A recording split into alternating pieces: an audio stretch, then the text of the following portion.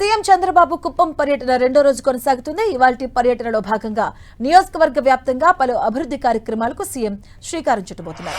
ముందుగా నలగంపల్లిలోని